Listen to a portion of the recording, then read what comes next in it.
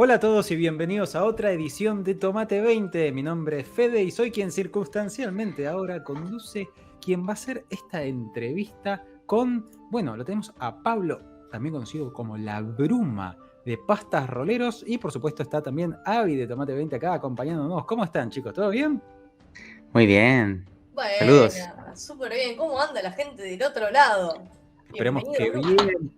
Hoy tenemos una charla muy interesante. Vamos a hablar de tensión, vamos a hablar de persecuciones, el manejo de la tensión en las mesas de rol. Un tema harto interesante y relacionable, como tantas otras cosas que hacemos en nuestro canal, con las películas, con los libros, con, bueno, cuáles son las diferencias, similitudes de los videojuegos, ¿no? ¿Cómo hacemos para manejar bien las tensiones, las persecuciones, esta sensación de acecho? Para eso lo trajimos a Pablo, que es un especialista, nos lo han recomendado en terror y todo lo que circunda alrededor de ese género tan interesante dentro del mundillo del juego de rol. Antes de empezar con la charla, recuerden que nos pueden seguir en redes sociales en @tomate20rpg en Instagram. Ahí van a encontrar todo lo que estamos haciendo, lo que se viene en los próximos días. Hay tips de máster subidos, tanto como reels como con publicaciones. Y subimos todas las novedades de lo que día a día vamos haciendo acá en Tomate 20. Tienen ahí también el Linktree que los puede llevar a todas las cosas que hemos hecho y que vamos a hacer, como también a las colaboraciones si quieren apoyar este proyecto para que podamos seguir haciendo contenido interesante y productivo dentro de este mundillo que es el de los juegos de rol. Por favor, cualquier colaboración, por más pequeña que sea para ustedes, para nosotros es enorme. Además, les anunciamos que esta semana, bueno, el domingo tenemos el próximo capítulo de la Liga de Caballeros Extraordinarios, acercándose cada vez más hacia un desenlace. Hubo peleas con ballenas gigantes, una persona prendiendo fuego dentro de una ballena, situaciones insólitas que suceden y que van a seguir sucediendo. Me comentaron que apareció también Jack el Destripador. Y el miércoles tenemos una charla sobre el género steampunk, ya que estamos yendo más o menos en esas direcciones.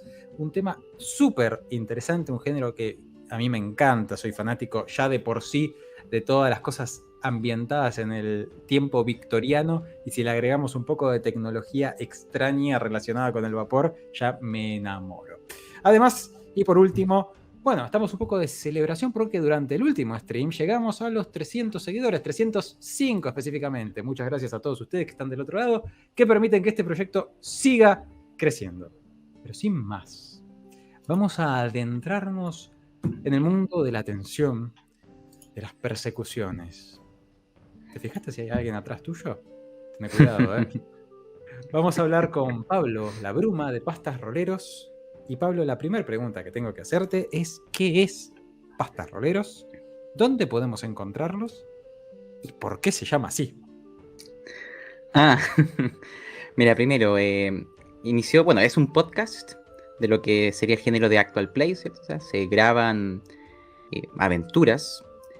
Tiene la intención de estar enfocado a que pueda ser disfrutado por gente rolera y no rolera. O sea, las aventuras no tienes que entender los sistemas, ni siquiera tienes que saber rol para poder disfrutarla. Es como una especie de radioteatro improvisado sobre un sistema de reglas de rol que intentan no salir demasiado en pantalla. Las mantenemos por debajo de la grabación. Está enfocado en aventuras de horror, pero también se juegan cosas nada que ver. Desde, no sé, por ejemplo, fantasía, han habido aventuras de humor. Es de distintos juegos, pero nuestro enfoque principal es el horror. Lo pueden encontrar en todas las plataformas de audio y desde este año empezamos a subir ahora los capítulos a YouTube para darle uso a esa plataforma que está un poco, bueno, olvidada por nuestra parte. Así que los dejo ahí, bueno, invitados e invitadas Ahora al tema. vamos a estar compartiendo en el chat. Nos pasó Pablo el link con todos los links de Pastas Roleros para que lo vean. Y contanos el origen del nombre, porque es curioso, cuanto Tal menos. cual. Aguante los Ah, no tiene nada que ver con las pastas. En realidad, este podcast inició en la pandemia, mejor dicho, en el estallido social de acá de Chile, que después terminó en pandemia y estuvimos mucho tiempo fuera de las calles, con amigos con los que jugábamos StarCraft, amigos de la universidad, y ninguno era rolero. Y yo les dije, oigan, ¿les tinca si jugamos rol online? Cuando estábamos estudiando, ocupábamos a veces ese nombre para los trabajos. Entonces era como, ya, pongamos ese nombre, pues, si somos nosotros. Y bueno, ahí hasta el día de hoy estamos jugando la eterna campaña de las máscaras de Nyarlathotep. Ya llevamos, llegando ya casi a las 80 sesiones. Hermosa Hay gente- campaña de Call of Cthulhu, para quien no la conoce, bellísima, que recorre todo el mundo, aparte. Ahí yo tengo mis peros. ¿Es tu espero? Yo la Eh, considero- eh, Yo la considero una pésima campaña de Cthulhu. ¿Eh? Es buena de Pulp Cthulhu, pero no es buena de Cthulhu. Estoy muy de acuerdo, estoy muy de acuerdo. Ah, Estoy muy de acuerdo. ¿Eh? No, no es una observación en la que vamos a entrar en polémica. Bastante. Sí. Entremos súper en pulp. polémica con el Es llamado de súper pulp. Cthulhu y no con StarCraft. No, es ¿Ya? super pulp. Estoy muy de acuerdo. Pero eso ya nos lleva a otro tema que no es el de hoy. Pero eso, así que de ahí salió y hasta el día de hoy nos mantenemos, bueno, de vez en cuando subiendo algún episodio y si les gusta el horror o no sé, el suspenso, el thriller, yo creo que les podría gustar lo que hacemos. Muy bien. Entremos entonces a este tema del suspenso, del thriller, y hablemos un poco de tensión. Tensión en los juegos de rol, por supuesto, lo vamos a estar adentrando, pero vamos a hacer, como siempre hacemos en este tipo de charlas que hablan de temas más macro, que no se refieren a un sistema en particular, sino a una manera de jugar, una herramienta que tenemos a la hora de hacer una partida. Y vamos a hablar entonces de lo que es la tensión, ¿no? La primera pregunta que me gustaría que pensemos, Pablo, es si, y yo tengo mi visión, pero quiero escuchar la tuya porque el experto y el invitado sos vos, si en toda mesa o toda mesa de rol, todo grupo de rol es apto para jugar con la tensión, o si se necesita algo en particular en la mesa para poder utilizar esta herramienta, ¿no? Lo hemos hablado cuando hemos hablado de campañas de horror, pero el uso de la tensión capaz es un poco más general. ¿Vos qué pensás? ¿Cualquier mesa puede abordarlo? ¿Se requiere algún tipo de pacto de convivencia particular en la mesa? ¿Algo extra? Sí, se requiere dentro de lo que llamaríamos la sesión cero, porque al menos las aventuras que he narrado, la mitad del trabajo la hacen mis jugadores y jugadoras, a las que les mando un gran saludo porque son un grupo de dementes. ¿Qué es lo que se necesita, siento yo, por parte de quien es jugador? Es venir pensando que eres un sacrificio. Tú vienes a perder, por así decirlo. Es venir con una mentalidad de disfrutar tu decadencia, disfrutar, no sé, por las obscenidades que te van a ocurrir y abrazar la locura, abrazar el horror y de hecho buscar quizás no solo caer tú, sino que caigan tus compañeros. Tienes que venir con una mentalidad de jugar horror. Porque yo he narrado para gente que viene con la mentalidad y quienes no la traen. Y es muy difícil. Hay gente que tiene que aprender a jugar horror, que tú como narrador le tienes que guiar, porque nunca ha jugado en ese género y viene con los lastres de otro género. Y cuando esos mundos chocan, no logra disfrutar en estas capas más profundas que requieren el horror de la inmersión. Entonces, por un lado, necesitas una mesa dispuesta a hacer tus sacrificios, ¿ya? Ellos vienen aquí a ser los juguetes de un narrador malvado, ¿ya? Y disfrutar de aquello. Bajo ese concepto hay una especie de complicidad que se va a generar entre el narrador y los jugadores. Porque en el horror requieres crear una atmósfera. Y esa atmósfera viene de aquella complicidad. Entonces, para mí lo primero sí, necesitas jugadores y jugadoras que entiendan a lo que están jugando. Eso es para mí la principal barrera que te diferencia una mesa que intenta jugar horror de una mesa que juega horror. Porque no basta jugar el sistema, hay que narrar en el sistema. Y el narrador no puede hacer todo el trabajo. Necesita el apoyo de sus jugadores y jugadoras porque no lo va a lograr nunca solo. Nunca. Es un trabajo en equipo súper delicado. Por eso, un saludo a mis jugadores y jugadoras. Es Son interesante cómo esto opera, ¿no? En dos niveles. En el nivel de los Sí. personajes, ¿no? En campañas y partidas enfocadas en el horror, en la tensión, en estos géneros, ¿no? Se espera que los personajes fracasen, ¿no? O sea, es incluso muy común, ¿no? Tirando a lo más común, que en cuanto a personajes, ¿no? No les vaya del todo bien como sucede en el género heroico, ¿no? Donde sacrificio más, sacrificio menos, los buenos siempre ganan, ¿no? Pero en el plano de los jugadores, de las personas que se sientan a la mesa, ¿no? Esto puede ser satisfactorio, ¿no? Y es algo que capaz para quien viene de un juego como, y perdón por ponerlo siempre en el altar del sacrificio de de lo que no debe ser el rol, pero para ponerlo en el ejemplo de Calabozos y Dragones, ¿no? El que viene con la mentalidad de mi diversión depende de que a mi personaje le vaya bien y gane, ¿no? Es como que salir de esa mentalidad le va a costar, incluso puede llegar a pensar que está jugando mal, que le está yendo mal, porque a su personaje le están saliendo las cosas mal, cuando algo básico de cualquier narración, ¿no? Es que mientras más drama se genera, ¿no? Mientras más se le complica las cosas a los personajes, más se puede explorar sus conflictos, sus personalidades, ¿no? Incluso su perseverancia, ¿no? Es interesante jugar en estos dos planos. Muy, muy importante esa mentalidad que marcas, ¿no? De parte de los jugadores, no solo del máster. Muy, muy interesante. Pocho, vos querías decir algo. Sí, quería agregar que, o sea, en parte lo que vos estás diciendo, Fede, y en parte lo que dijo Pablo, es el hecho de que, o sea, primero y principal es muy fuerte, que es como que vienen los jugadores a sufrir, tipo, a perder, a pasarla, tipo, o sea, a tener esas sensaciones. Y en parte se puede hacer tranquilamente un paralelismo, por ejemplo, con las personas que le gustan las películas de terror, tipo, ¿por qué te gusta asustarte? ¿Por qué te gusta tener esas sensaciones? Tipo, si ya sabes que muchas veces en las películas de terror mueren la mayoría, por ejemplo. Y después también va de la mano claramente con los jugadores, además del máster, por cosas del género. Porque si nos sentamos a jugar D&D, o sea, es como que es un consenso del grupo de hablar de decir, bueno, queremos jugar una fantasía heroica. Tipo, queremos ser héroes, ¿viste? Somos héroes, tenemos villanos que aparecen, vamos y salvamos pueblos, vamos y peleamos contra dragones. Después, por ejemplo, otros formatos como Night Witches, ya te sentás y ya sabes que vas a pelear contra un sistema machista en plena guerra, por ejemplo. O bueno, cuestiones como Barba Azul, ya sabes que van a saltar esas situaciones, por ejemplo, de femicidios, de violencia, ¿viste? Lo mismo con, por ejemplo, el llamado de Cthulhu.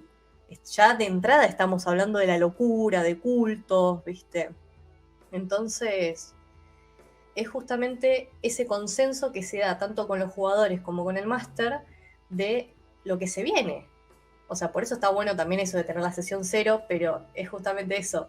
Los jugadores saben que van a perder, que va a ser peligroso, que van a fallar en un montón de cosas. Pocho, hiciste una pregunta que me parece clave y quiero que la responda a Pablo y que no se nos pase. Dale. ¿Por qué nos gusta el terror, ver películas de terror o jugar juegos de terror? Capaz hay alguien del otro lado que nunca jugó una partida de juego de rol de terror y dice, pero ¿por qué querría hacer eso yo? ¿No? ¿Qué es lo que podemos encontrar ahí que no encontramos en otro tipo de partidas? Mira, te lo digo desde mi punto. A mí no me gusta ver películas de terror. A mí me gusta leer terror. ¿Ya? Las películas de terror, la verdad, no me causan mucho. En general, me parecen más graciosas que otra cosa. Pero en el terror clásico del siglo XVIII, XIX y principios del XX hay un romanticismo en la forma que te cuentan las historias, en donde el horror es tan sutil, en capas tan elegantemente dispuestas, que intentar reproducir eso en una mesa, intentar tú y un conjunto de dementes lanzarse a aquel abismo, es increíblemente placentero de lograr. Es una experiencia narrativa que yo calificaría de sublime y romántica, porque narrar horror es narrar algo romántico finalmente. El horror requiere mucho amor, es muy sutil, es mucho de detalles, y requiere gente que se sume con el corazón a ese abismo, porque tú vas a gozar sufriendo, pero vas a gozar igual, ¿ya? Entonces, para mí es una experiencia narrativa desafiante, y es el placer de generarlo lo que a mí me motiva. A los otros jugadores les pasa lo mismo. Todos quienes juegan en mis mesas tienen algo en común. Les fascina la inmersión narrativa. Les fascina un juego que está enfocado en la narración, en el sentimiento y en meterse en una historia, en esa atmósfera de horror. Y eso es lo que les encanta, sumergirse, sufrir. Pero fuera de la mesa todos lo estamos pasando genial, ¿ya? Entonces, claro, eso es lo que a ellos les encanta, ¿ya? Y en el horror se logra. ¿Qué se necesita, Pablo? Ya hablamos como jugador, esta capacidad para entregarse, ¿no? Y saber que, bueno, uno está en un espacio seguro donde su personaje, su inmersión lo va a llevar a un sufrimiento, pero en realidad la está pasando bien con amigos en una experiencia interesante, creativa, donde explora cosas que en la vida real no puede explorar. Ahora, como máster, como director de una partida, una campaña que juegue con estos temas, ¿qué recomendarías? ¿Qué tiene que tener el máster? ¿Qué debe tener siempre en mente? ¿O qué no debe olvidarse hacer en su mentalidad? ¿Qué no puede faltar? ¿Qué hace falta de parte de quien dirige esto? Ya. Yo creo que algo que te permite disfrutar el horror es un narrador que no sea distante. ¿A qué me refiero con ello? A mí me gusta en el horror narrarlo desde un punto en donde estoy dentro de la historia y al mismo tiempo no estoy. Donde soy alguien que puede tocar pero no ser tocado. Donde puedo susurrar en sus pensamientos, haciéndome pasar por su conciencia. Para mí el narrador en una historia de horror, si lo quieres ver en palabras muy simples, tú eres como un demonio que debe de buscar la perdición de tus jugadores. Tienes que ser hostil con ellos, obsceno, seductor, burlón, tentador, macabro, cariñoso y perverso, justo con las reglas, pero con una sensación de que te burlas de sus sufrimientos, interpretas sus acciones, sus éxitos y fracasos de tal manera que ellos sientan que el mundo los observa.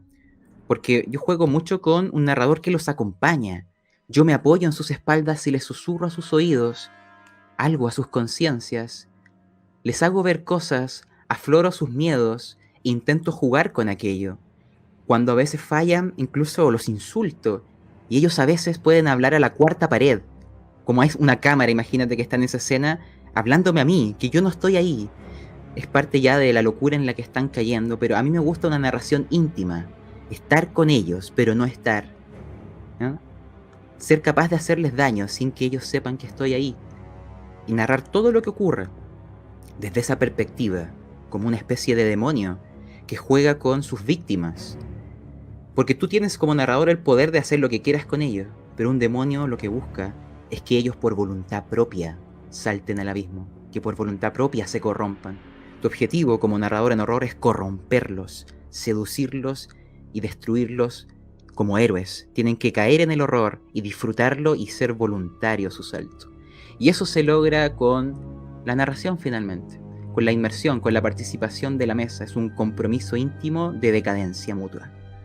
Ese compromiso es clave para lo que estás diciendo. Estamos frente a temáticas que son complicadas, ¿no? Y antes de entrar en las estrategias más sutiles, ¿no? Y ¿Puedo las hacer una técnicas, pregunta? Tipo, sí, así como sí. que me quedó al pie de algo que dijiste, Pablo, que es que en parte no te gustan tanto las películas, pero sí los libros. ¿Qué referencias o qué referentes literarios de horror y terror son los que te llevan justamente, o sea, que te hizo crecer todo este pensamiento y toda esta construcción que después llevaste a las mesas, ya que estuviste como ahí hablando también del tema de la literatura? No sé, a mí me intrigó mucho. Por ejemplo, en esta semana, de hecho el día de hoy, no podría no mencionar a Edgar Allan Poe, su natalicio. Siento que ese es un referente. De hecho hay un juego de rol acerca de su mundo que es Nevermore.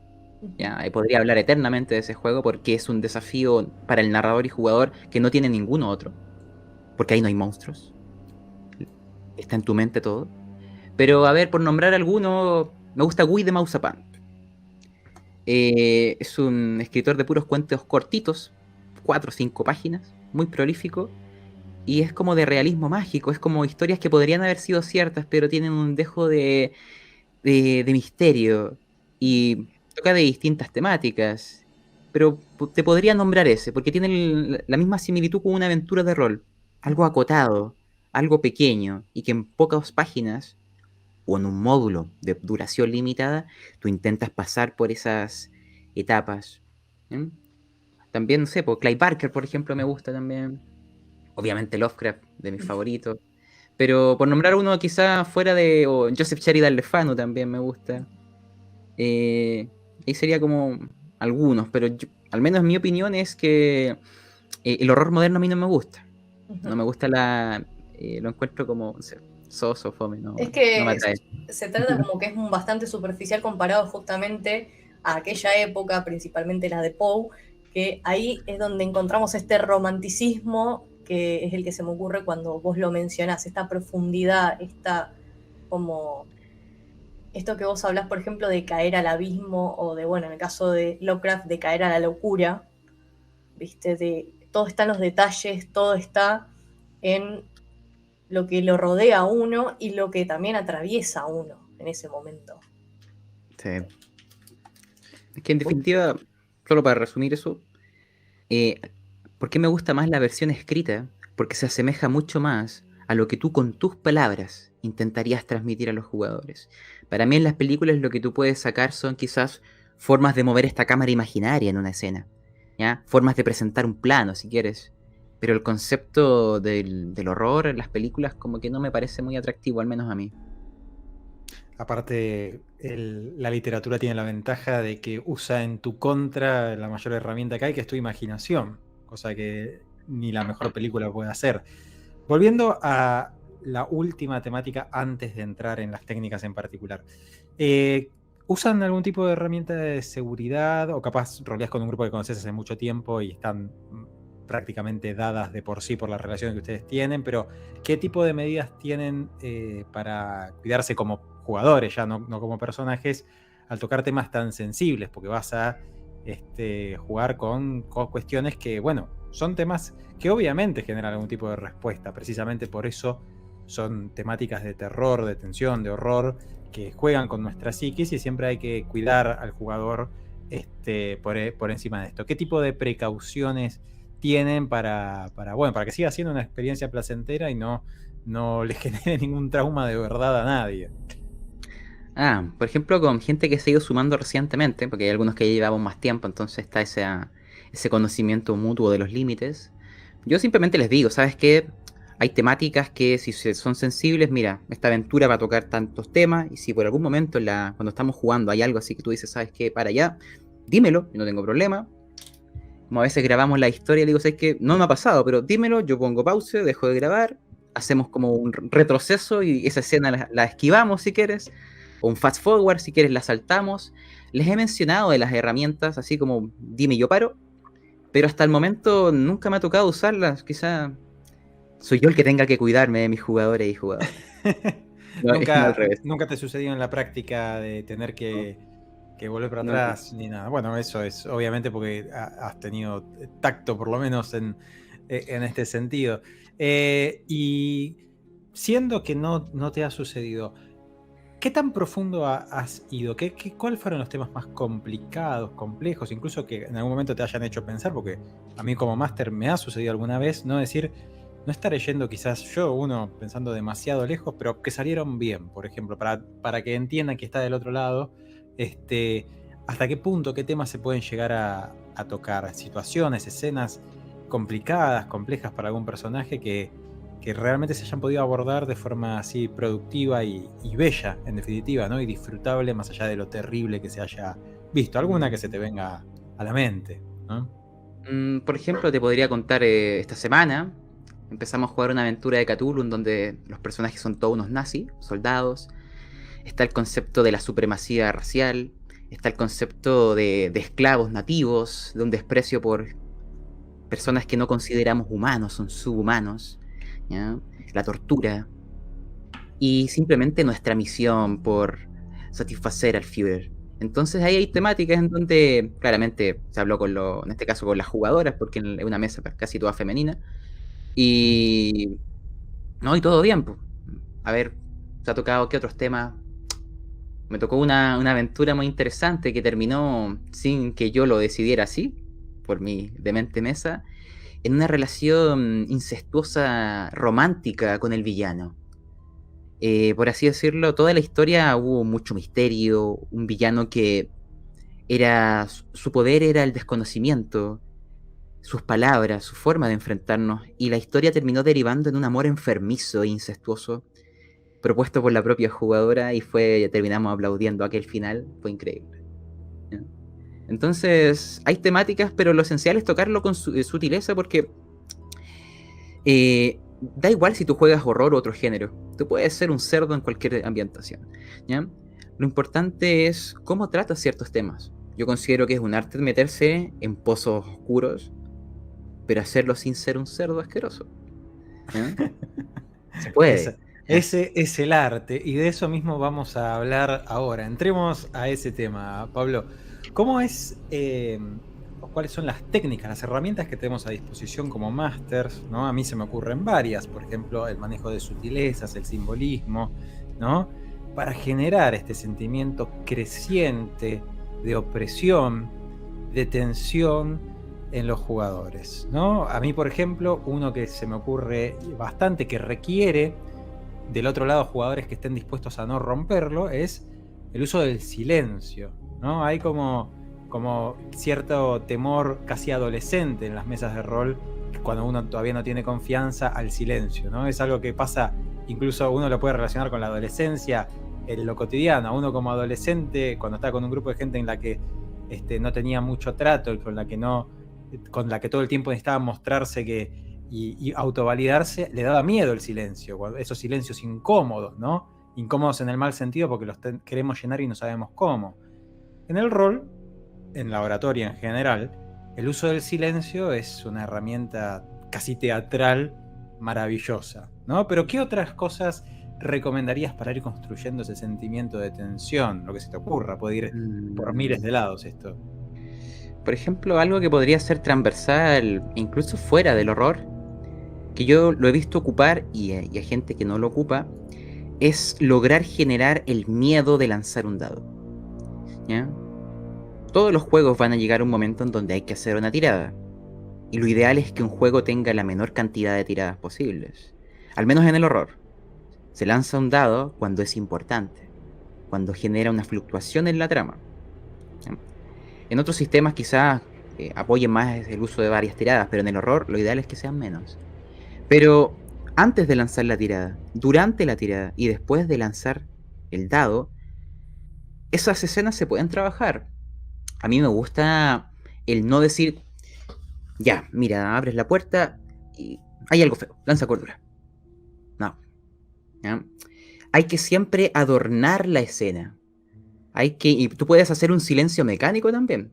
No solo un silencio de buscas un momento, sino que preparas el momento para lanzar una tirada. Por ejemplo, te voy a recrear la escena de que jugamos ayer, para darte una idea de la que me refiero. Ya, cuento corto, se abrió una puerta de piedra. Y del fondo, con las linternas, los soldados estaban alumbrando. No se veía prácticamente casi nada. Pero a ellos les pedí una tirada de cordura. ¿Por qué? Yo les empecé a contar simplemente lo que parecían estar viendo, incluso antes de saber si la salvaban o no, porque puede ser solamente un juego de luces y sombras, pero ahí les empecé a contar a la jugadora que lo falló, antes de lanzar, que ella veía una sombra dibujada en el fondo, que parecía caminar hacia ella, con ropas con jirones que eventualmente por un momento se veían de un enfermizo color amarillo. Y le empecé a sugestionar, como si le estuviera susurrando en el oído, que aquello le empezó a generar un recuerdo, algo dormido en su código genético, desde que el humano era humano. Una verdad inconfesable, una verdad cósmica si quieres, ¿cierto? Algo que una vez que lo veamos no podemos dejar de verlo, porque es una maldición y es la locura que iba a impregnarse en ella. Entonces, si estuviéramos en esa escena y bajo esa atmósfera, intentar narrar ese momento antes que lance el dado, ya aguijoneando su interior, ya diciéndole que esa mancha amarilla enfermiza del comienzo de la locura ya se coló en sus pensamientos, porque tú te metes en su mente a contárselo, te haces pasar por su conciencia. Y ahí le pides que lance cordura, porque ahí está viendo ello. ¿Qué pasa si la fallo? Ya estoy sintiendo esto.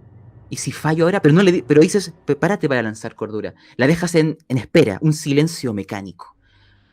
Porque empiezas a hablar de qué está ocurriendo con el resto de los personajes. Y mantienes en vilo la mesa. El dado está ahí tiritando. Ya sin lanzarlo, sin saber si tengo éxito o fracaso, ya la atmósfera ha cambiado. Y ese silencio después lo sueltas y les permites lanzar. Y dependiendo de los resultados, narras lo que va sucediendo poco, porque a mí me gusta que sean ellos quienes hablen. No me gusta a mí describir las locuras de mis jugadores. Tienen que ser ellos, ¿ya? Entonces, lo logran, tienen éxito. ¿Por qué? Fallaron. ¿Qué pasó? Entonces, a mí me gusta dar mucho la licencia narrativa. Es, tú dime qué te pasó. Tú dime por qué lo lograste. Y ellos empiezan a concatenar relatos entre sí, y la demencia empieza a esparcirse. Da igual si salvaron o fallaron la tirada. Tú ya tiraste la semilla de corrupción en cada uno de ellos. ¿Mm? Entonces, a mí me gusta mucho eso. Durante, antes y después de una tirada, tienes que mantener la atmósfera. El desencadenante no puede ser lanzar el dado. Tiene que ser antes de lanzarlo. Tienes que generar el miedo de no querer incluso lanzarlo. Porque ya lo que estás contemplando es como la puerta se abrió un poquito. Si lanzo el dado voy a abrirla por completo y no quiero hacer eso. Prefiero mantenerme en la ignorancia. Hay Ay, qué chucho de frío me agarró. Hay una técnica y recomiendo que los que no lo vieron vean, lo tenemos subido a YouTube, una charla que hicimos sobre el terror y el horror en los juegos de rol, que claro, va en este sentido, ¿no? De uno cuando construye tensión juega con las expectativas, ¿no? Y lo estira estas tensiones. Es hasta parecido lo que contaba Pablo a la música, ¿no? La música también utiliza este recurso de generar tensión, y no te la libera de una inmediatamente. Te lo mantiene hasta un punto exacto en el que es liberada esa tensión, con la resolución, que puede ser terrible o puede ser algo menos terrible de lo que uno hubiera esperado, como sucede en las películas, en los libros, etcétera, ¿no? Se juega a liberar y volver a cargar de tensión las escenas. El arte, ¿no? La belleza, lo que requiere práctica es saber hasta qué punto estirarlo. Si uno se pasa 3 horas describiendo una puerta que no se abre y el jugador nunca tira, bueno, los jugadores se van a aburrir, no suma nada la descripción. Si uno es muy rápido, no se logra ese efecto de tensión en los jugadores. El arte está justamente en el manejo de los tiempos, es construcción de tensión, saber prolongar la liberación y liberar, ¿no? Y algo que me encanta y lo que quiero que hablemos, porque te he escuchado hablarlo cuando lo hablaste con los muchachos de Metajuego, que también lo dijimos nosotros en nuestro taller, es el uso de la propia imaginación de los jugadores en contra de ellos mismos, ¿no? Porque algo que distingue a los buenos libros de terror, a las buenas películas de terror, que hay pocas pero las hay, es que generalmente los monstruos o los adversarios, estas presencias demoníacas que hay en alguna casa, por ejemplo, o estos sentimientos de opresión terribles que no sabemos qué es lo que están causando, pero algo extraño causan.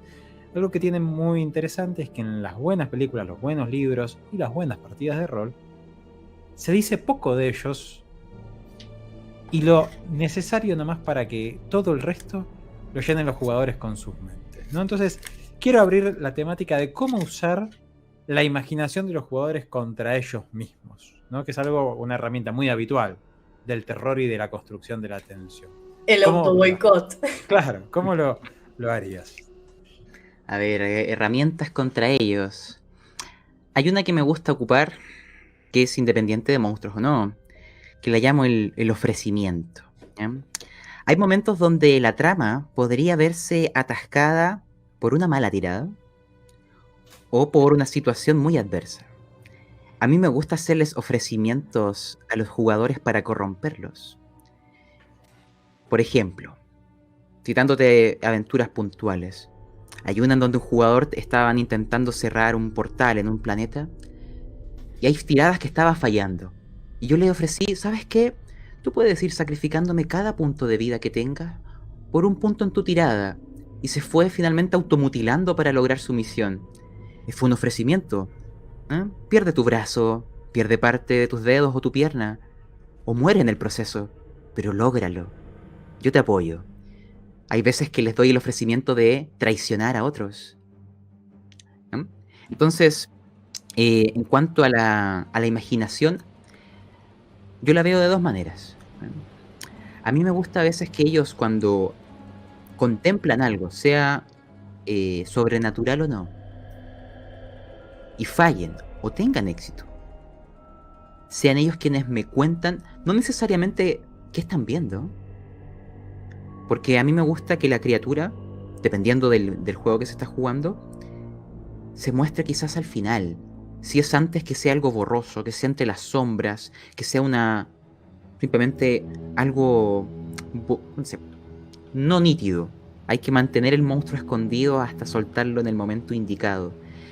También cuando el monstruo es el ser humano, ese es el más interesante. Es que ellos te cuenten. Es muy importante que el jugador te cuente cuando falla una tirada, qué le pasa, que narre lo que ve, que narre lo que siente, qué está sucediendo en su mente, porque un papel del jugador, y eso es algo que quizás, no sé si otros géneros lo tienen, un jugador de horror tiene que llevar la locura a su propio narrador.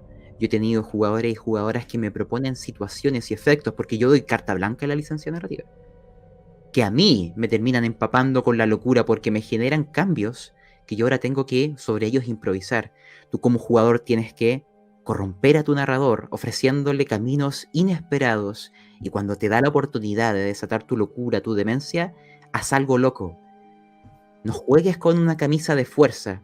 La locura no es siempre huir y caer inconsciente. Hay muchas variantes. Aprovéchalas. ¿Sí? Y lo otro importante cuando te cuentan por qué lo superan o enfrentan es que tú tomas nota mental de eso. A mí me gusta el trasfondo que nace durante el juego, ¿ya? Ese de, yo logré superar este horror, ¿por qué? Y te cuentan algo. ¿Sabes qué? Yo, bla, bla, bla. Tú fallaste. ¿Por qué te hizo tan mal esto? ¿Por qué te desmoronó mentalmente? Porque yo, y te cuentan algo de tu pasado. Tú vas tomando nota de eso, porque después tú lo vas a ocupar en su contra, ¿ya?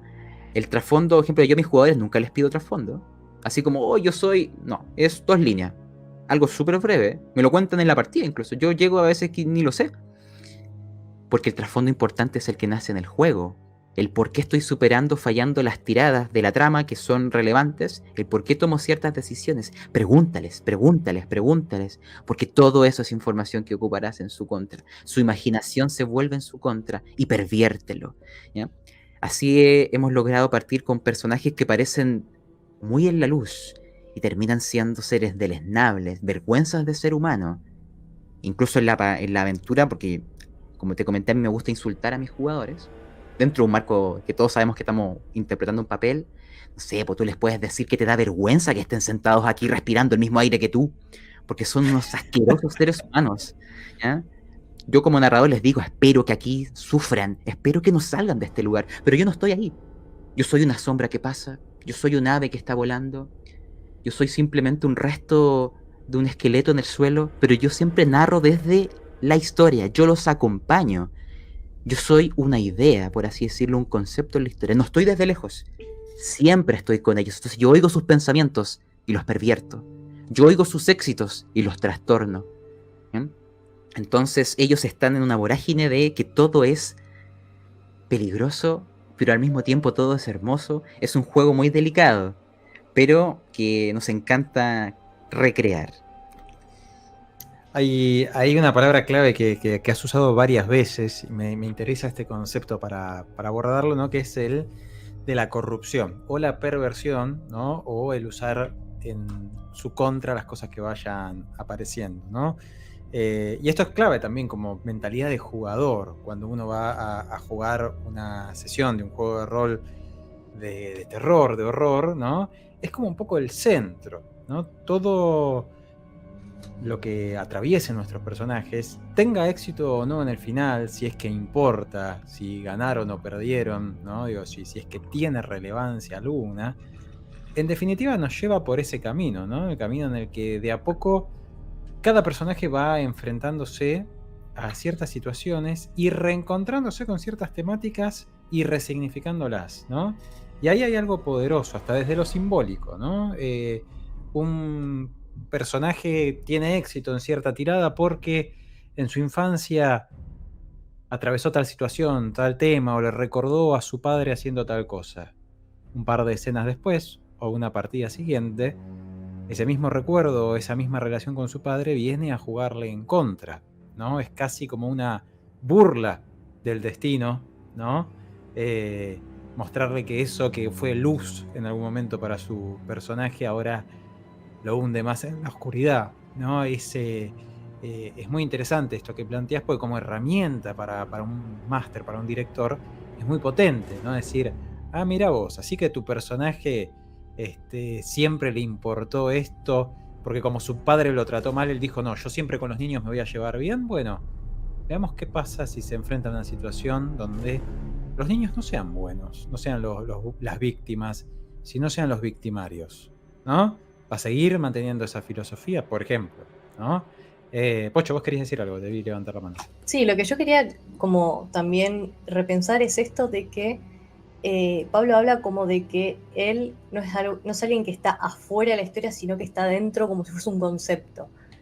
Yo lo veo más como ese alter ego o ese auto boicot que todos tenemos en la cabeza, de que muchas veces surgen, viste, capaz esas inseguridades, o surgen esas autocríticas, o surgen esas características que a nosotros no nos gusta y que nosotros nos damos cuenta, viste, de nosotros mismos, valga la redundancia, que capaz otras personas no lo ven, pero nosotros sabemos que está ahí, sabemos que, por ejemplo, viene fulanito y nos dicen que somos buenas personas y nosotros como nada, tipo, capaz sí soy buena persona, pero yo conozco cosas de mí que realmente no lo son, ¿entendés? Y que hayan situaciones en las cuales, a partir de la experiencia de no solamente del jugador, sino de la experiencia o la forma de vida del personaje, las cosas que vivió, también es como al tergiversar las cosas en su contra, te dan esas experiencias que muchas veces nos suceden y que nos hacen cuestionar nuestro actuar a nosotros mismos. ¿Realmente somos buenas personas? ¿Realmente estamos haciendo lo correcto? Como cuando esta situación, por ejemplo, de los niños. Te aparece un niño que realmente es un victimario y te supera y vos haces algo de lo cual no estás orgulloso.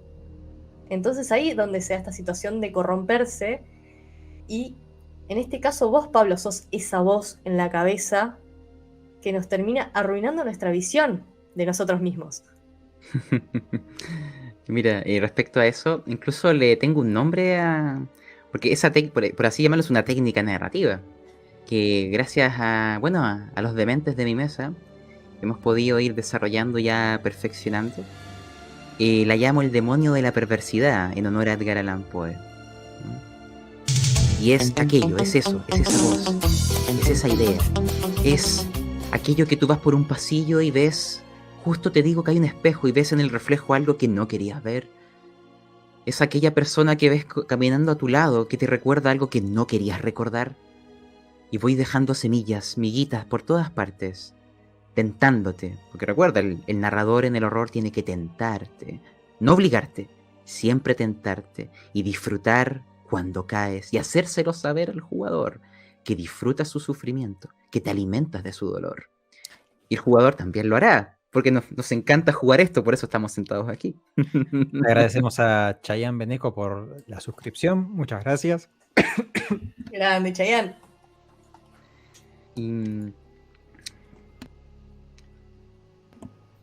Justo me agarró la tos. Justo la tos. No, bueno. Pero es esto de que también todos venimos a jugar esto. Es como que también está ese consenso de que de parte del jugador yo vengo a pasarla mal. Vengo a que justamente no me endulces el oído, sino que me lo amargues. Me empieces a carcomer la cabeza. Eso es súper interesante. Tanto, por supuesto que se da este consenso debido a que es el formato de juego. ¿Viste? Como había mencionado antes del tema del heroísmo, por ejemplo en D&D, bueno, en este caso es, quiero que vos me carcomas la cabeza, quiero que me hagas experimentar estas sensaciones. ¿Viste? Porque igual esto se puede ocupar en el otro lado de la historia. Hay una campaña que yo estoy narrando en Vieja Escuela que es de fantasía medieval, de un género, o por así decirlo, un concepto que yo lo llamo nostálgica fantasía, y ahí no es nada de horror, es pura emoción, con jugadores que se les mojan los ojos, a punto ya de llorar del llanto, porque es una historia cebollera, es como Saint Seiya la cosa, así como que todos los héroes tienen pasados dramáticos, las batallas son más lágrimas que sangre, Y es emocionar ocupando las mismas técnicas, porque el corazón tiene las mismas cuerdas. Y para mí siempre hay que llegar al corazón de los jugadores y jugadoras para involucrarlos. Y ellos se involucran contigo y logran crear entre todos una historia que alcanza profundidades mucho mayores. Porque lo que a nosotros nos gusta, al menos en las mesas que narramos, no es solo divertirnos, es sumergirnos. ¿Mm? Entonces eso necesita un trabajo en equipo. Eso que nombrás, Pablo, me parece muy clave, justo me lo estaba anotando, porque esta técnica que decís, este manejo de la narración que utilizás, que es muy útil para el terror, lo trasciende completamente.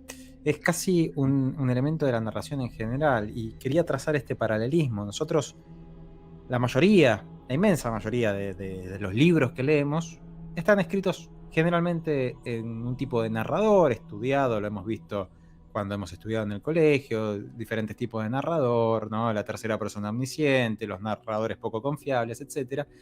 Muchas veces no nos damos cuenta que el rol que tiene un narrador, o varios, dependiendo de la cantidad de libertad narrativa que tengan los jugadores, yo soy de quienes creen que todos narramos en mayor o en menor medida en una mesa de rol, también puede jugar con estas cuestiones más propias de la literatura, ¿no? De hacer otro tipo de narración.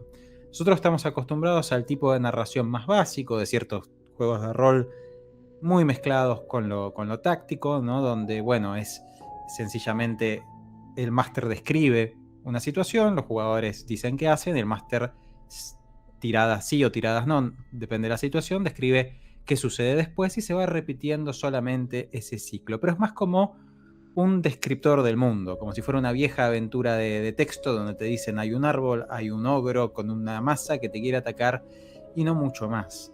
Pero la realidad es que el arte es mucho más que eso. Es mucho más incluso impreciso en el mejor de los sentidos. Uno como narrador puede, como dice Pablo y lo ha dicho 1000 veces, meterse en la cabeza de los jugadores, ¿no? Ser incluso poco confiable como narrador, y que los jugadores sepan, obviamente, que estas cartas están sobre la mesa, ¿no? Jugar con sus percepciones, ¿no? Jugar con lo que ellos piensan que está sucediendo, los recuerdos que le vienen a la cabeza, ¿no? Sus interpretaciones, quizás, que es algo que a un jugador más cuadradito, y no lo digo peyorativamente, sino lo digo porque es generalmente lo que se ve, le puede resultar chocante. Pará, ¿cómo vos, narrador, me estás diciendo lo que se me cruza por la cabeza a mi personaje? Eso es para que lo decida yo, puede decir alguien. Pero es interesante darse estas libertades también, ¿eh? Pero ahí, yo no impongo lo que ellos piensan. Yo les hago preguntas a sus conciencias. No, totalmente, totalmente. Y ellos me inventan a partir de aquello su trasfondo y su perdición. Por ejemplo, unas últimas ideas para también hablarte de creo que la charla hablaba también de persecución. Sí, ahora vamos al tema de la persecución. ¿A qué me refiero a veces con narrar estando dentro del mundo? Porque quizás suena muy, muy lejano. Por ejemplo, vayamos a Cthulhu. Imagínate el grupo de investigadores que entra a un manicomio. Pero tú describes como si fueras uno de los que está recluido ahí. Yo ahora soy uno de los locos. Yo estoy en la barandilla viendo cómo llegan los investigadores y describo todo a través de la visión de este loco, de este enfermo, que incluso quizás los saluda, se ríe, habla con los demás internos, pero yo soy él ahora y cuento todo a través de él como si fuera un testigo. No soy el narrador, soy un demente, recluido en un sanatorio viendo unas personas pasar y espero puedan volver a salir. Entonces ahí estás dentro del mundo, ahí estás con ellos. Hay veces que tú les puedes pedir que ellos narren al revés, en tercera persona. Nárrame, yo le he pedido al jugador, a través de los ojos del antagonista. Tú te ves a ti llegar, tú ves al grupo llegar, métete en la mente del villano y descríbeme la acción desde el otro lado. ¿Qué piensa el antagonista al verte a ti? Descríbemelo. O desde una tercera persona. Hay conceptos que se llaman distancias narrativas, que en Cthulhu se ocupa mucho, ¿ya? Por ejemplo, por citarte un cuento, el horror de Dunwich, no te muestran cómo hacen los conjuros ahí. Es gente testigo del pueblo desde muy lejos, viendo luces y sombras y algo gigante. Y tú con una distancia narrativa tienes un pequeño sabor de la magia corrupta de los mitos, pero no estás ahí. Esa distancia narrativa también la puedes ocupar con los jugadores. Descríbeme a través de un animal lo que ve. Descríbense a sí mismos, no siendo ustedes mismos. ¿Ya? Eso se puede hacer con objetos, con personajes, etcétera. Y eso te permite ver a los jugadores a través de otros focos que pueden ocupar ellos y puedes también ocupar tú. Claro, claro. Sí. A mí, algo que, tipo, volviendo un poco a lo que había mencionado Fede, con el tema tanto de las mecánicas por un lado, ¿viste? Y aparte la cuestión de la narrativa, me hace pensarlo, tipo, en la forma más básica, como por ejemplo, el juego de mesa El Truco, ¿viste? El juego de cartas. No sé si lo conocés vos, Pablo. ¿Viste? Es un juego de cartas muy jugado en Argentina. Si no, bueno, en el caso, por ejemplo, el Desconfío, ¿viste? Que capaz se juega más en todos lados. Más Conozco el comunes. 1. El 1. Bueno, sucede mucho en El Truco de que vos tenés las reglas, ¿viste? Que es, bueno, esta carta es más fuerte que esta le gana a esta, y tenés como una escalera, tipo como si te dijera desde la carta más poderosa a la menos poderosa, ¿viste? Más importante, menos importante. Y vos podés saber las reglas, vos podés manejar súper bien el manual, por ejemplo, de Dungeons and Dragons. Vos podés manejar súper bien las reglas del truco. Pero en el truco, por ejemplo, si no sabes mentir, es un juego de cartas más. El chiste del truco es la mentira, es el cómo haces caer a la otra persona o cómo tratás de tergiversar las cosas que la otra persona piensa que vos tenés, de manipularla, de hacerla justamente caer a la otra persona. ¿Ves? Por ejemplo, en D&D es un manual de reglas. Entonces cualquiera se puede sentar con el manual de reglas y poner a la otra persona a jugar. Pero también está la magia de la narración, de cómo narra esa persona para hacerle sentir a los jugadores. Y que eso, viste, principalmente los juegos de terror, o los juegos, por ejemplo, a mí se me dio mucho en los juegos de detective, viste, de investigaciones y eso de que tenés que buscar y que se generan estos ambientes de tensión. Es como que es súper importante el tema de la narración, el cómo lo haces, cómo armás este espacio narrativo, se podría decir, cómo armás estas descripciones, estos detalles. Entonces es como súper importante, más allá de la mecánica, más allá de las reglas que tenés, el cómo haces la inmersión de los jugadores. Por ejemplo, ahí quiero detenerme un poco, porque lo que acabas de mencionar vertebra la filosofía del podcast que tenemos. De hecho, no por nada, todos los capítulos se llaman historia. Tienen un código, historia 1, historia 2, el sistema y capítulo. Porque mi filosofía es la siguiente. Si yo le paso ese audio a un abuelito o abuelita, lo va a entender de principio a fin, porque yo no estoy narrando una aventura de horror. Digo, de rol. Nosotros estamos ocupando un sistema de rol para narrar una historia. Y esa historia no requiere que entiendas el sistema, no requiere que sepas nada. Tú la vas a entender porque se inspira en emular el concepto del radioteatro, en el audiodrama. Y los jugadores que se suman a mis mesas, aman aquello, les gusta ese estilo. Y eso es lo que se busca, crear una historia. Entonces, en mis mesas no hablamos de reglas mientras jugamos. Es lanza y se interpreta, la historia fluye. El sistema siempre está por debajo, lo escondemos. Nosotros lo sabemos, pero quien oye no tiene que saberlo, no tiene que esperar que ni lo oiga. Porque esta es una historia hecha para gente no rolera y rolera. Sí, el no abusar en tirar los dados, que los dados sean algo fundamental para un momento crucial en la tensión. Y en las grabaciones ni siquiera aparecen. No, en las grabaciones no. Ahí ya lo manejas como radioteatro, que es una herramienta muy interesante. Vamos a hablar del segundo tema que tenemos hoy, muy relacionado al primero, que es el de las persecuciones. Las persecuciones son difíciles de hacer, adelanto, en los juegos de rol, y en distintos juegos me han pasado diferentes cosas con las persecuciones. Tienen algo que es difícil, que es que a veces la mayoría de los manuales, y inevitablemente tenemos que hablar aquí un poco de mecánicas, porque son como la espina que siempre está clavada en las persecuciones. Incontable cantidad de juegos de rol tienen mecánicas de persecuciones. Yo creo que mientras menos mecánicas yo uso en una persecución, y esto ya es capaz una opinión personal mía, mejor es una persecución. Hasta ahora no estoy contento con ninguno, ni siquiera ya saliendo del mundo del terror y entrando en el mundo incluso de la fantasía, no estoy contento con ninguna mecánica de persecución. Me parece que son todas más una suerte de concurso para tratar de que todos los personajes hagan algo que de verdad se sienta como algo frenético. ¿Cómo hacemos para que un personaje y el jugador que lo interpreta se sientan perseguidos, se sientan en riesgo y sientan esa adrenalina? Porque no es fácil mantenerla en el tiempo tampoco. ¿Cómo lo haríamos? Mira, yo creo que respecto a lo que dijiste, porque comparto tu opinión, yo creo que hay una máxima, porque yo tampoco he encontrado ningún sistema que me haya gustado, que es que no intentes simular una realidad, simula un sentimiento narrativo. Entonces en la persecución no intentes, no sé, contar los metros. Piensa en localizaciones, por ejemplo. Entonces hay un lugar, hay otro lugar y otro lugar que viene. Y da igual la distancia que tengan, son puntos dentro de nuestro avance. Porque aquí las distancias son flexibles para la narrativa. A ti te interesa el sentimiento de sentirse perseguido. También algo esencial es que sean cortas, ¿ya? Si tú vas a estar narrando una aventura completa de persecución, fallaste como persecución.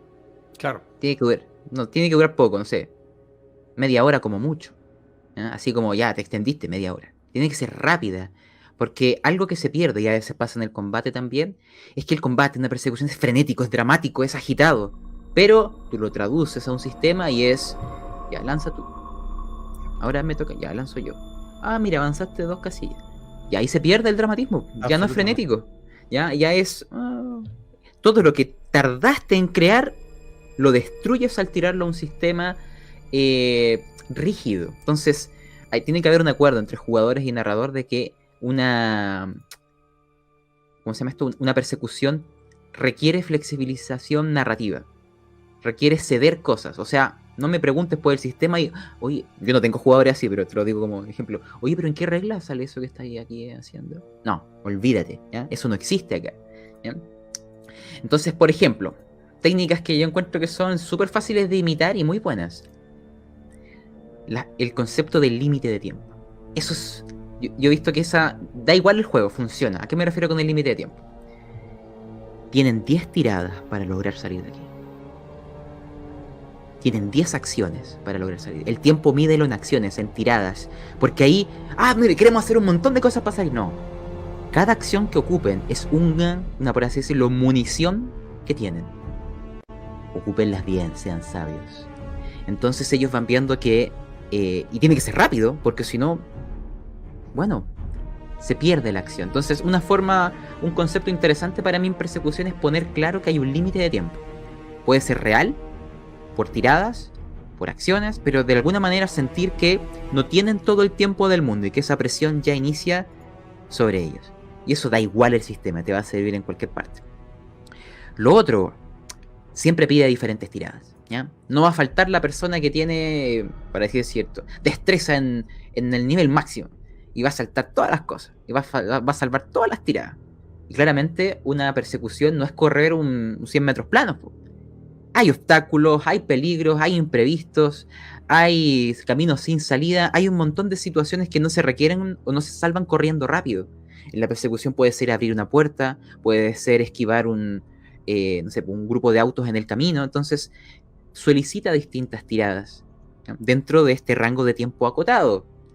También a veces algo que es entretenido hacer es somételos a algo que no son sus fuertes. Soy un pésimo conductor y la única manera de salir de estos, no sé, perros o esta gente que corre rápido es el auto que está ahí. Y me van a perseguir en auto.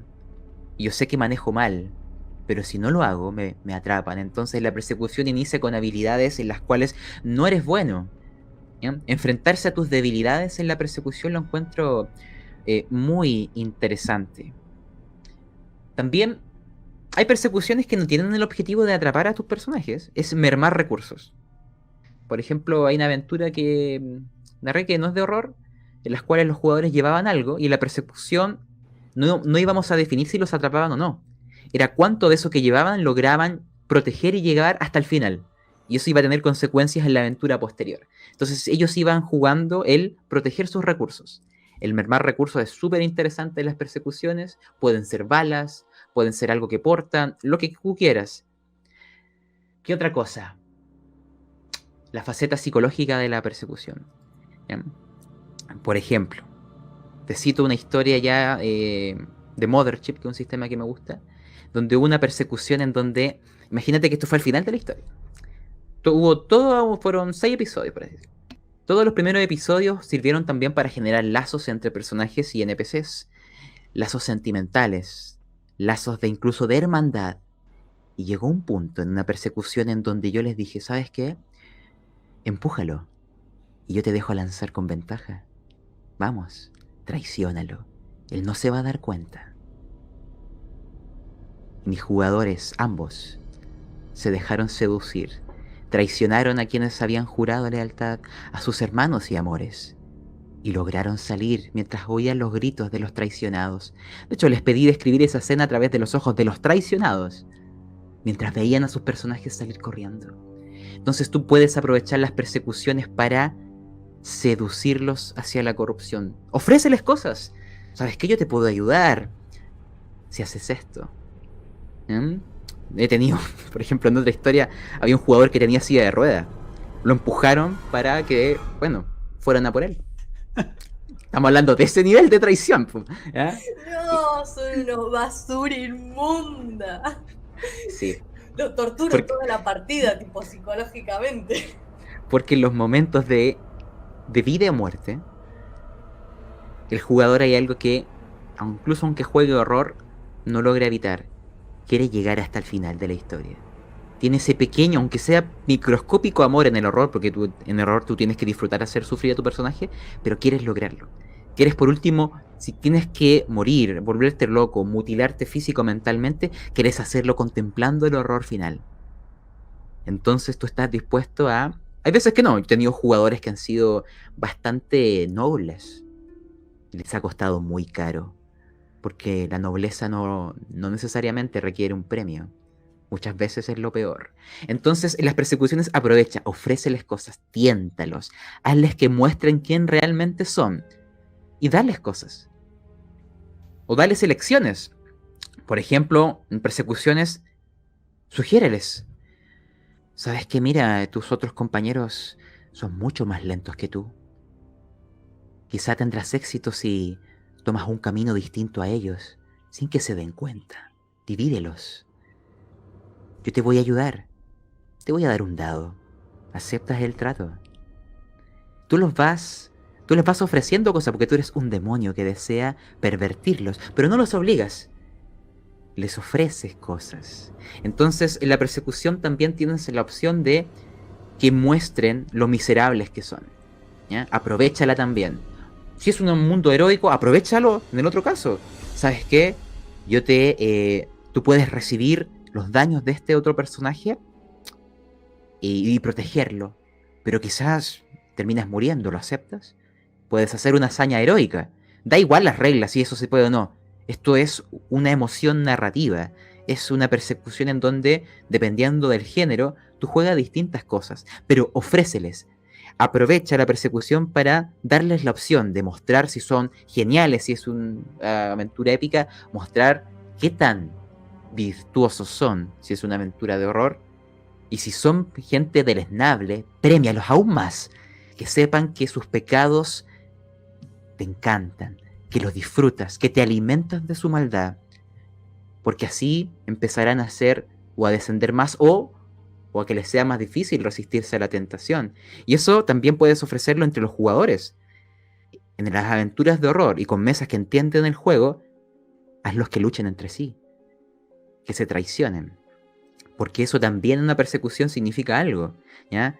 Porque los que sobreviven a la persecución, después de una traición, te cambia toda la mecánica grupal y se vuelve una densidad narrativa argumentativa, verbal, emocional, muy diferente. Y eso nace de ellos, del horror de ellos mismos, de darse cuenta de que ante el momento crucial, esa amistad no fue tan fuerte.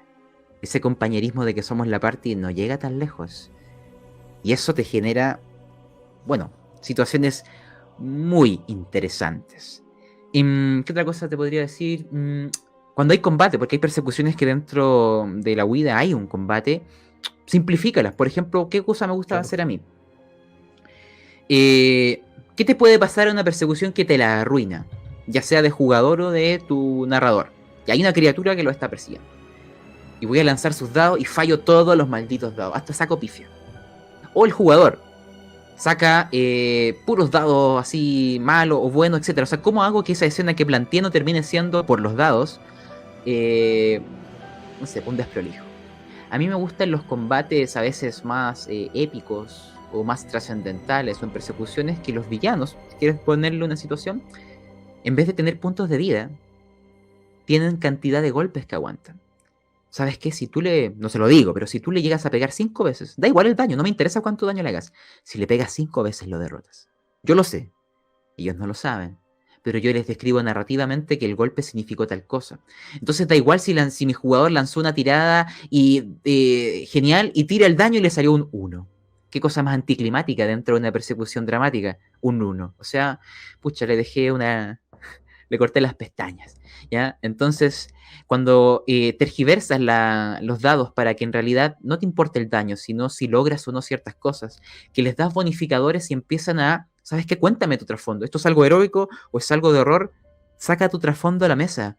Ofréceles bonificadores que no existen en el reglamento solo para que te digan por qué, que te convenzan, qué puede estar ocurriendo. Déjales crear cosas en el escenario, ¿ya? ¿Sabes qué? Más adelante hay un puente. Yo no me lo inventé, ellos me lo están sugiriendo. Ya, ahora hay un puente. Tú también como narrador, ocúpalo en su contra. ¿Ya? Déjalos que creen su escenario. ¿Ya? Ponles obstáculos. ¿Sabes qué? Les pongo un obstáculo al frente. ¿Ya? Y lanzo un dado o yo elijo el nivel del obstáculo. Y ahora los jugadores, para la próxima, me pueden poner un obstáculo a mí. Y si lo hacen, yo nuevamente puedo hacérselo con ellos. Juguemos ese juego de que, si tú quieres, yo te jodo y te doy la opción de joderme a mí como narrador. Juega, tú también tienes licencia narrativa. ¿Ya? Este mundo es de todos, pero todo lo que ocupes, yo lo usaré en tu contra. ¿Ya? Bajo ese concepto. ¿Qué más podría ser? Volviendo a la distancia narrativa, describe la persecución desde los ojos de quienes persiguen a veces. Que ellos vean lo geniales que son los personajes o los miserables que son a través de los ojos de los que van atrás. Yo a veces le pido al jugador, descríbeme qué piensa el que está persiguiendo. ¿Por qué te quiere atrapar con tanta obsesión? Y hay veces que ellos te van a crear historias inesperadamente oscuras y morbosas que luego tienen desencadenantes en la trama maravillosos. Porque les dices a ellos, dime, ¿por qué ellos se están persiguiendo? Tú cuéntame lo que hay en sus corazones. Tú dales dimensión. Y después tú los ocupas. Esos perseguidores NN ahora tienen nombre. Tienen un trasfondo que se acaba de crear el jugador. Y tú tienes que guiarlo a que él se ponga la soga al cuello. Que él cree lo que va a ser su perdición. Y tienes que darle esas oportunidades. Tienes que dar licencia narrativa. Porque créeme, los jugadores siempre te van a sorprender. Muchas veces, como tú tienes muchas cosas de las que estar pendiente en la escena, hay detalles pequeños que a veces se te van a pasar por alto, pero ellos van a estar ahí para recordarlo y crearlo. Y esa creación colaborativa desencadena en, bueno, una persecución interesante. La música también puede ser importante, ¿no? Una música que dé la sensación de que hay prisa, de que está ocurriendo algo. También a veces puedes darles tiradas por turno. ¿Sabes qué? Simplifiquemos esto. Cada uno va a lanzar una tirada. Son 5. ¿ya? Cada uno va a representar un éxito del 0 al 100%. Dependiendo de lo que... Así, cosas súper someras, ¿no? O puedes dividirlo en más tiradas. Pero siempre ocupa atributos distintos, ¿ya? Que no sea correr y pegar, ¿ya? Orientarse. ¿A dónde vamos? Hay muchos caminos. Se está haciendo oscuro. Puedo caerme. Hay un peñasco. No sé. Darles las opciones de ocupar distintas cosas. Premia su creatividad, ¿ya? No tengas miedo de dar bonos cuando corresponda, ¿ya? Pero tampoco seas blando con ellos, ¿ya? Siempre juega en esa sensación que los aprietas y sueltas. Aprietas y sueltas. Tú das, pero también lo que ellos te dan, tú se los devuelves. Y peor, ¿ya? Entonces, son como por tirar algunas ideas, ¿ya? Están buenísimas todas y hacen a persecuciones súper interesantes. Vos sabés que estaba pensando mientras las contabas, esto del límite del tiempo, yo lo tenía notado como claramente algo que hace que sean más interesantes y todo. Y me acordaba de, creo que la única persecución que estoy muy contento de haber jugado, que inventé en el momento, la mecánica fue lo único que se me ocurrió, en una partida que no tenía que terminar con una persecución, sucedió y punto, de Vampiro a la Mascarada, hace mucho tiempo. Lástima que no está Santi porque era jugador él en ese momento, de hecho su personaje murió, que habían ido circunstancialmente los jugadores con los personajes a un bosque habitado por hombres lobos, ¿no? Y habían hecho una estupidez, como suele pasar en las partidas de rol, que no había manera de que, manteniendo la verosimilitud, no causara su persecución inmediata y absoluta. Entonces yo dije, ¿cómo hago? Uso las estadísticas de los hombres lobos, los hago pelear, ¿cuántos hombres lobos pongo? ¿Va a ser un combate que van a perder? ¿Va a ser larguísimo? Igual, y dije, no. Vamos a hacer esto. Escuchan los aullidos, ¿no? Vienen en su dirección, claramente lo están persiguiendo. Yo cada turno voy a tirar un dado y puse un tablero sobre la mesa y dije, cada turno voy a tirar un dado. Esa es la cantidad de cuadrados que avanzan los hombres lobos. No saben entre esto y esto cuánto va a ser. Puede ser un montón, puede ser nada. Cualquiera de ustedes que esté, o sea, al que alcancen, muere. Fue la mejor persecución que tuvimos. Ellos podían avanzar haciendo diferentes tiradas, ¿no? Y explicándome por qué podían hacer tiradas. Orientación, supervivencia, fuerza, ¿no? De destreza, las típicas, todo, ¿no? Y con la mala suerte para Santi, uno de los miembros de Tomate, ¿no? Que en el último momento su personaje falló, casi escapando del bosque, y murió, inevitablemente, despedazado en pedazos por hombres lobo, ¿no?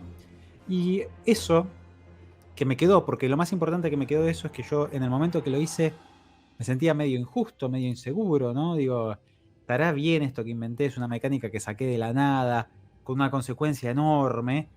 Pero a los personajes, a los jugadores, perdón, a los jugadores les encantó. Y quedó esa anécdota, ¿no? Y ellos no me culpaban a mí de una mecánica muy sencilla, muy punitiva, sino todo lo contrario. Decían, no puede ser que se haya tropezado en el último momento y lo mataron los hombres lobo. Y quedó la anécdota para siempre de forma positiva. Hay algo que me quedó ahí y que observé en videojuegos, en películas, es que hay algo muy bello de las persecuciones, que es esto de la inevitabilidad. Ahí está, ahí salió. ¿No? Que es, incluso lo pensaba, ¿no? Cuando uno tiene una pesadilla de que a uno lo persiguen, ¿no? ¿Qué es lo terrible? Lo terrible es que uno siente que lo van a agarrar, ¿no? Es inevitable que te agarren. Y uno está igual pelea contra eso, ¿no? Pero está siempre ahí, soplándote el aliento en la nuca, quién o lo que sea que te persigue. Lo mismo pienso en algunas de las mejores persecuciones de los, por ejemplo, Resident Evil, ¿no? Que tienen sus altos y sus bajos, esa franquicia, no todos son buenos, pero en algunos de sus mejores momentos, ¿no? O los Silent Hill, ¿no? Tienen esas escenas de persecución donde es inevitable lo que tenés detrás, ¿no? Y vos estás escapando igual y lo sentís siempre ahí en la nuca, y que se diferencia de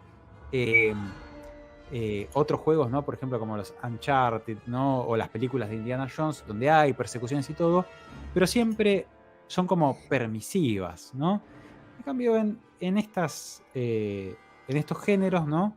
Hay algo como que vos sabés que lo que te estás enfrentando es casi invencible, ¿no? Hay un dicho de D&D que lo hemos usado cuando hemos hablado de terror, que es: todo aquello que tiene estadísticas se puede matar, ¿no? Los jugadores de D&D lo conocen esto. Dicen, si le pones estadísticas, no importa que sea el Tarrasque, no importa que sea Tiamat, no importa que sea, yo lo voy a matar, ¿no? O sea, porque está dentro de las reglas, ¿no? Ahora, la misma persecución, ¿no? Contra el Tarrasque, contra lo que sea. Si yo te digo, no le puedes hacer daño, no importa, sos un personaje nivel 4, ni siquiera te voy a permitir que le hagas daño, tu objetivo es escapar de la ciudad mientras la demuele con cada pisotón que da. Le da otra temática, ¿no? Y a mí eso de la inevitabilidad, difícil la palabra que elegí, y lo de las apuestas fuertes, que vos lo nombraste, ¿no? De que todo es, en todo momento lo sentís a todo nada, pocas tiradas porque todas importan, me parece clave para una persecución. Poco tiempo, apuestas fuertes y un adversario, un enemigo que se sienta, sea o no, puede ser que lo puedan matar y escapar en el medio, pegarle un escopetazo y zafar, pero que se sienta inevitable, que se sienta inexorable, ¿no? Que los va a alcanzar. Me parece que es clave para hacer una persecución potente, ¿no? Con todas las herramientas que nombraste, me parece que van en la misma dirección, ¿no? Bueno, muéstrenme, o sea, esas opciones para darles un poquito más de aire. O sea, ¿cómo escapan a último segundo de esto? Díganme ustedes. Y después lo voy a usar en contra para volver a acercarme y volver a ponerles el aliento en la nuca, ¿no? También va un poco a lo mismo, ¿no? Esto de estar siempre ahí. Una persecución en la que vos le sacás mucha ventaja al que te está persiguiendo, pierde la emoción, ¿no? Y una que se convierte en un combate es un combate y punto. Pero está siempre ahí la persecución, ¿no? En ese sentimiento de que te voy a agarrar, te voy a agarrar, te voy a agarrar, que no lo puedes mantener eternamente. Ese es el punto dulce. Me parece que es clave un montón de las herramientas que diste y creo que van todas más o menos en ese sentido. Me hizo acordar muchísimo a la Amnesia de Dark Descent. Que Gran juego, sí. ahí estamos hablando justamente de lo inevitable. Es inevitable que te cruces con monstruos. No puedes hacer absolutamente nada más que correr y esconderte. Y tratar de no caer en la locura. Entonces, son esas las pocas herramientas que tenés. Tenés la luz, tenés el correr, tenés dónde me meto, dónde me escondo, dónde pasé, dónde fui, dónde estuve, dónde no estuve. Entonces, es justamente eso. Vos, por ejemplo, cuando tenés un hacha, tenés un arma, tenés algo con lo que podés hacer daño, sentís que podés hacer daño, sentís que podés evitar esa situación, que te podés enfrentar ese miedo. Pero cuando estás sin nada, estás con las manos vacías, que lo único que podés hacer es correr por tu vida o esconderte o valerte de lo que te rodea, ¿qué haces?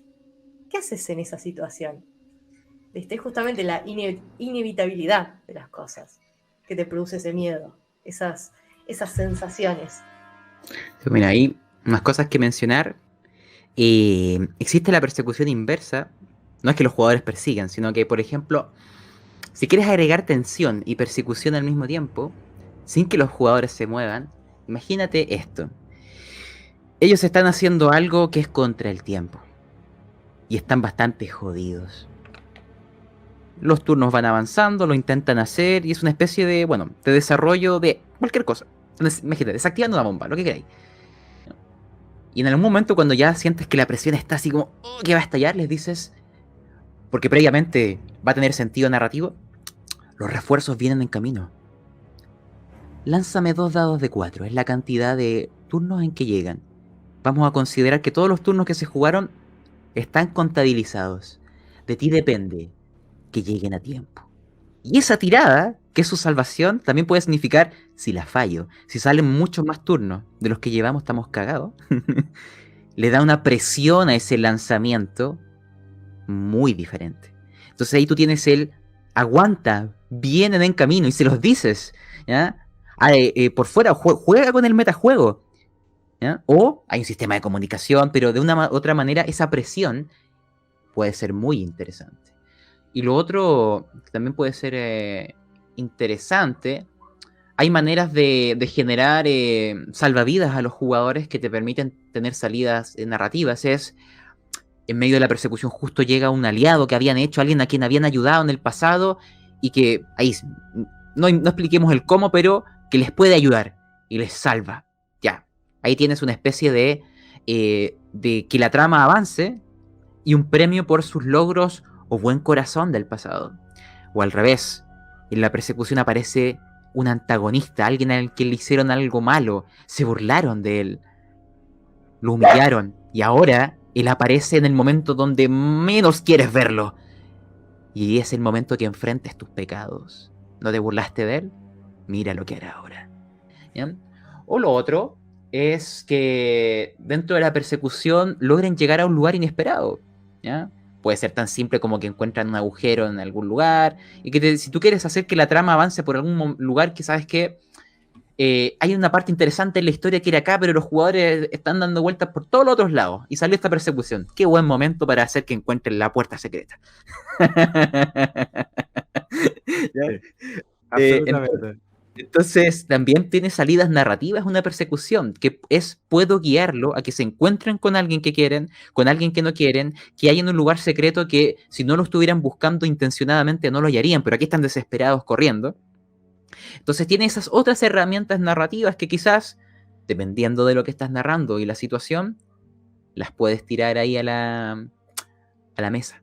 Es un poco, ¿no? El arte de ser un director de juego tiene un poco de ilusionismo, ¿no? En ese sentido de que, bueno, hacer una persecución, aparte de que la persecución en sí misma es divertida, te sirve también para guiar de una forma menos forzada desde lo narrativo a los jugadores a donde querés que lleguen, si es importante que lleguen a algún lugar, ¿no? Si de repente empiezan en una persecución en un edificio, ¿no? A atravesar puertas, hacen barricadas para evitar que quien los persiga o ganar tiempo contra quien los persigue, y de repente abriendo una puerta se encuentran en el lugar que vos querías que lleguen, lo llevaste sin que sea forzado a un lugar apropiado. Es una gran herramienta. O los pusiste en la situación de poder cruzarse con un personaje que se tenían que cruzar, o de ver una situación que tenían que ver, y es un poco este truco de ilusionismo, ¿no? Ellos están pensando en la persecución y no se dan cuenta, en el mejor de los sentidos, de lo que está sucediendo tras bambalinas, ¿no? No es lo mismo a que de repente, si yo les estoy describiendo que estaban en un living de una mansión, acaban de pasar por una habitación donde había un piano y ahora que abren una puerta, de repente hay una alcantarilla que no tiene mucho sentido que esté en primer piso, es diferente. En medio de una persecución les describo que pasan por 3-4 habitaciones y de repente terminan cayéndose, ¿no? En las alcantarillas de una mansión. Estas pequeñas cosas son beneficios extra de las persecuciones, ¿no? O sea, podemos poner la atención en un lugar y uno como director ir manejando de a poco para llevarlos a un lugar apropiado. Pablo, te hago una pregunta interesante para ir cerrando, redondeando un poquito la charla. Para aquellos que quieran escuchar las grabaciones de Pastas Roleros, ¿no? ¿Cuál sería una buena serie, una buena sesión introductoria? Que vos digas, bueno, si quieren saber de qué se trata Pastas Roleros, les recomiendo que escuchen esta o esta, además de las últimas que estén subiendo, por supuesto, pero ¿cuál recomendarías como introducción a lo que hacen ustedes? Ya, mira, antes de responderte eso, un último detalle. Sí. Me faltó mencionar una técnica de persecución interesante. Adelante. Sí. Que los jugadores interpreten a los perseguidores, no a sus personajes, ¿ya? Entonces ellos lanzan por quienes van a darles caza a ellos. Cada tirada la quieren ver fallar, es doloroso lanzarlo. Y también les preguntas, ¿y qué ellos creen las herramientas? Ellos van creando a sus antagonistas mientras les persiguen, y van describiendo cómo, desde una distancia narrativa, sus personajes logran lo increíble o son atrapados. Pero los sacas del foco. Ah, yo tengo tal habilidad. Me da lo mismo. Tú estás ocupando ahora al perseguidor, ¿ya? Y listo. Tienes otra manera de jugar con eso que... muy interesante, muy interesante. A ver, una historia antigua que recomendaría, o sea, antigua, de hace unos meses nomás, es la historia 18, por así decirlo. Tiene un número por este caso. De sí. Mothership. Se llama La Fábrica del Miedo. ¿Por qué recomendaría aquella? Porque ahí se logra algo que yo considero sublime en el horror. Que el grupo de personajes que entran en esta historia termina transformándose en verdaderos monstruos. El villano de la historia, por darle un nombre, tú terminas queriéndolo, simpatizándolo, incluso amándolo. Pero los jugadores, tú terminas la historia con un desprecio por ellos. El verdadero monstruo está en el corazón humano. Y ahí tú verás cómo eso se transforma, cómo las mecánicas entre jugadores terminan propiciando un horror psicológico y visceral. Esa la recomendaría, ¿cierto? La Fábrica del Miedo, historia 18 en Mothership, eso es sci-fi horror. Y algo corto, porque esas son 5 capítulos, y algo corto podría ser lo que tengo subido actualmente. Los últimos 2 episodios, la historia 31 y 32 son de Trophy Dark, ambos son one-shots, son con jugadores distintos, unos de acá de Chile y unos de España, que estaba jugando con suscriptores, por decirlo de una manera. Y ambos son cortitas, pero en ambos, ¿qué podrías ver que es interesante? El concepto del demonio de la perversidad, del narrador presente, del narrador que está con ellos, ¿ya? En ambos lo podrías ver y como es un one shot sería, bueno, cortito de experimentar. ¿Ya? Muy bien, ahí los tenemos en el chat. Acabamos de poner también el link a todo lo de Pastas Roleros y las historias que recomendó recién Pablo La Bruma, nuestro experto en el terror. Nosotros tenemos que ir cerrando la charla. Recuerden que va a estar subida a YouTube para que la puedan ver y volver a ver y tomar todas estas técnicas en particular que nos tiramos un montón. Ahí Pablo estuvo tirando un montón de técnicas para hacer las persecuciones súper llenas de adrenalinas, súper realmente ahí con el aliento en la nuca a los jugadores para que se sientan que de verdad está todo en peligro y las apuestas son bien altas porque el fracaso les va a doler. Así que vuelvan a verlo si les parece ahí. Recuerden que lo subimos ahora en unos días en YouTube. Recuerden seguirnos en redes sociales. Estamos en @tomate20rpg en Instagram. Tienen también, por supuesto, nuestro Discord ahí si entran en el acerca de para sumarse a la comunidad, hacer preguntas, etcétera. Y no se olviden de visitar a Pastas Roleros, todo lo que nos recomendaron. Y ya saben, gente, si necesitan... Que nos sigan en Instagram. Sí, síganos en Instagram también, que ahí tiene el link, que tiene el link. Nos vamos con un raid a Broadcastle, que volvieron a streamear su partida de D&D en Altaria. Y bien, saludos a Rol Camaleón, que justo se conectó para irnos. Hola chicos, ¿cómo están? Saludos ahí a los amigos del Perú. Y los dejamos, entonces ya saben, si quieren divertirse, pasarla bien, pasate por acá y tomate 20. Nos vemos. ¡Nos vemos! Chao.